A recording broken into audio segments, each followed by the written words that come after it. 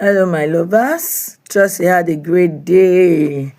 We are already in episode 19 of our latest AI Buster. Let me go, Ogbonnaya. Episode 19, the message that should not exist. When the board reveals another player, Igbo proverb states that the spider that spins in the dark still leaves a thread the morning sun can follow. Another one equally says a house built on two foundations will crack when the first real storm arrives. He had kept the phone. He had ordered the inscription broken. He had expected police contact, informant, or the usual small city blackmail. What he held instead was a single recurring number from Abuja and a final message that named the house he had brought her into as merely one of the watchers. The woman sitting across from him was no longer only the wife he was protecting from Mezie Adigwe. She had become the reason the ground itself was shifting. Edozie looked the study door behind him and placed the phone on the long table without speaking. Azubike did not sit. He read the 7 messages once, then again. The last one still glowed on the screen. When the dust settles, the second chance will be waiting. The house you married into is not the only one watching. Timestamp. The night Ifenwa fainted in the hotel corridor. Azubike's voice was quiet. Bring her. Chijioke fetched Ifenwa from the smaller sitting room. Jackie followed and settled at her feet. The moment she sat, she still wore the cardigan. Her eyes moved from the phone to Azubike's face and stayed there. He turned the screen towards her. These were on your phone, encrypted, routed through numbers that do not exist on any public registry. The final one arrived the night you collapsed. Explain them. Ifeanyi read in silence. When she finished, her fingers tightened once around the edge of the cardigan. I never saw these messages, she said. Not once. Someone put them there. The number belongs to a federal level contract in Abuja, Edozie said from the side of the table. He had been monitoring both the bidding scandal and the police statement with unusual interest. The same contract has received quiet briefings on Summit Group procurement irregularities from the last 18 months. Azubike watched her. You told me that if you were working with anyone, it was to keep your company alive. Was this the anyone? No. Her voice did not rise. I have never spoken to that number. I have never received a second chance offer.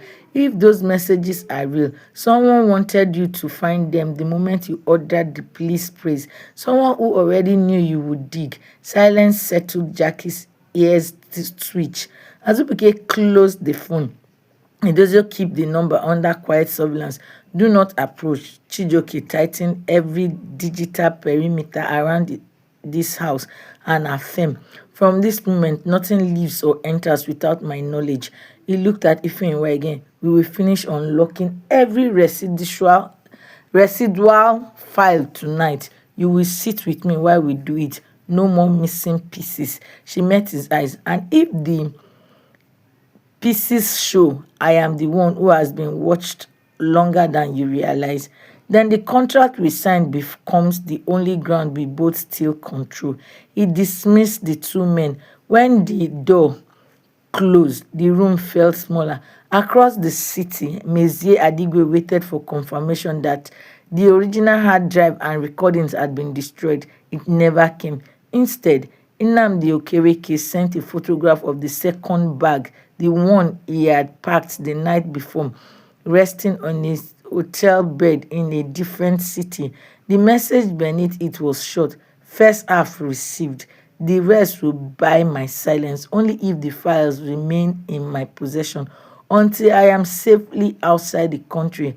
Attempt anything else and every recording goes to both Azubike and the federal contact who has been asking questions about your engagement to Obinna Okafor. Mezie stared at the screen until the word blurred. She had already transferred the money. She had already allowed him to leave her office alive. Now, the only clean option left was the one she had refused to name earlier that day. She opened a second encrypted channel, one she had not used in years, and typed a single instruction to a man who specialized in problems that could not be paid away. Make certain he never boards the flight. Recover everything. Leave no trail that reaches this office. She sent it, then delete the conversation history. The choice could be undone. Back at the Ogbonaya's mansion, the unexpected arrival of the morning had already begun to rearrange the air. Chief Mrs. Ozioma Ogbonnaya sat in the formal sitting room, tea untouched, watching her son and the young woman he had married under a contract she had only learned of weeks earlier. She had listened to the police statement, the design scandal, and the quiet report Edozie had summarized for her upon arrival. She had not yet spoken her judgment. When Azubike entered after the confrontation, she rose. "You ordered the police to praise her," she said.